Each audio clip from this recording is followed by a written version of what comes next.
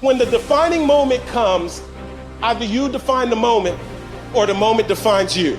Either you define the moment, you decided that you're gonna not concern yourself with the naysayers, that you're not gonna concern yourself with what has happened or what hasn't happened, but you're gonna make the commitment to do what you've gotta do so that you can have a lifestyle that you've never experienced before.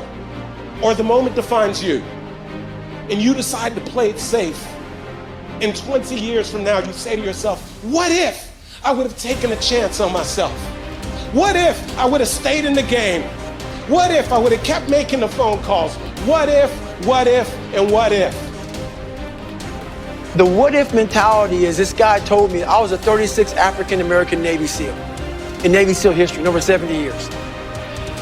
This guy told me there's only 35 African-Americans to ever be a Navy SEAL.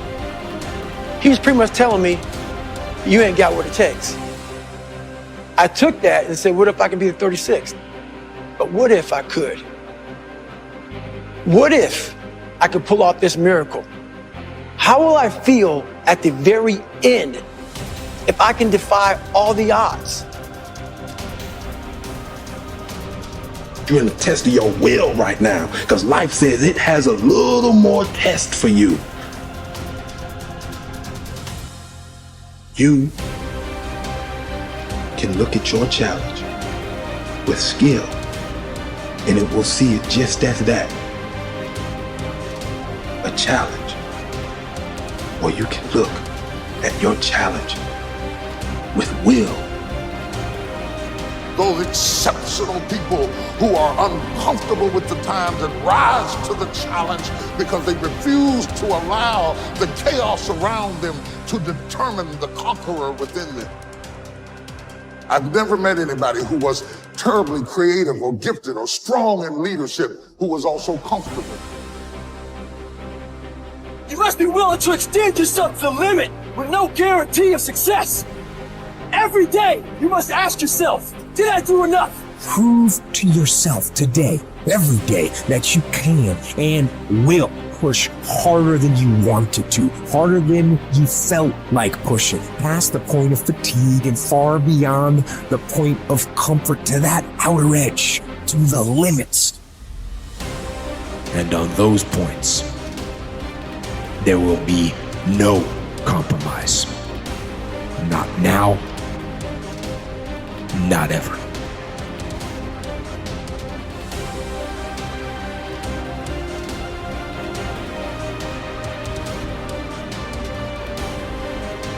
Young people globally want to be like Elon Musk. What's your advice on that? I think that probably they shouldn't want to be. You? I think it sounds better than it is. Okay. Yeah, it's not as much fun being me as you'd think. I don't know. You don't think so? No. There's definitely, it could be worse for sure, but it's,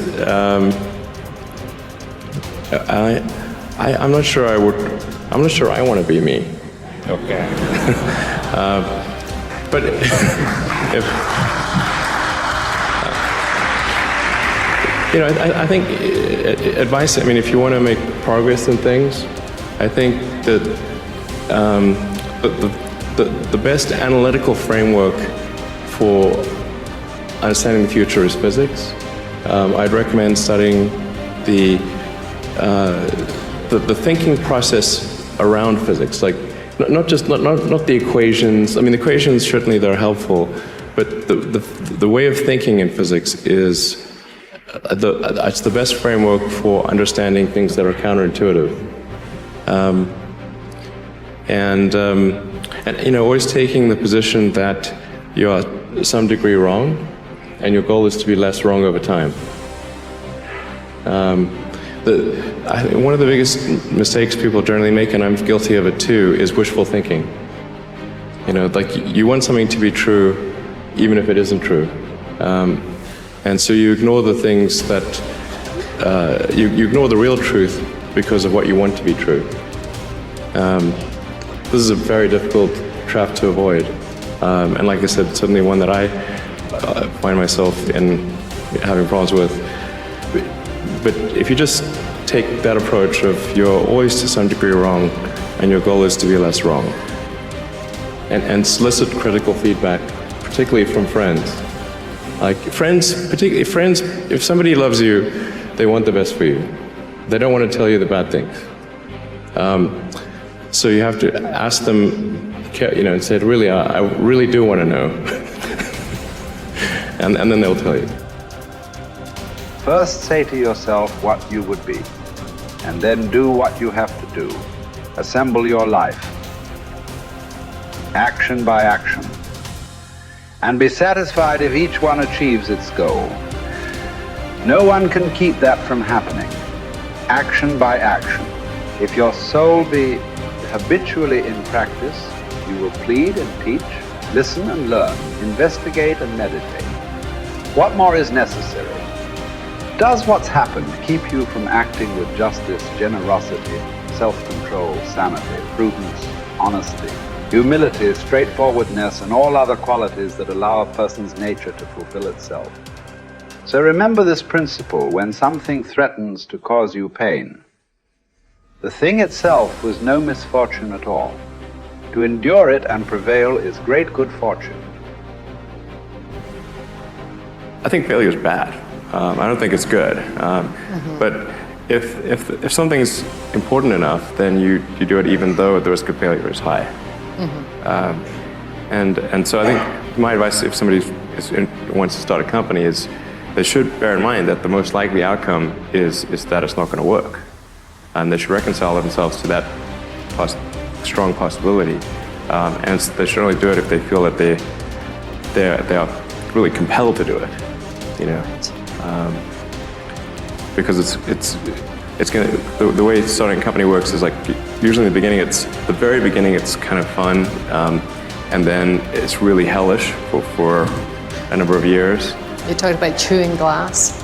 Yeah, there's a friend of mine who's a successful entrepreneur, and started actually his career around the same time as I did, and he has a good phrase. His name's Bill Lee.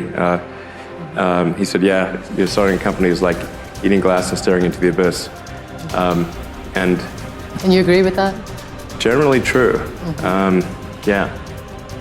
And if you don't eat the glass, you're not going to be successful. The impediment to action advances action. What stands in the way becomes the way.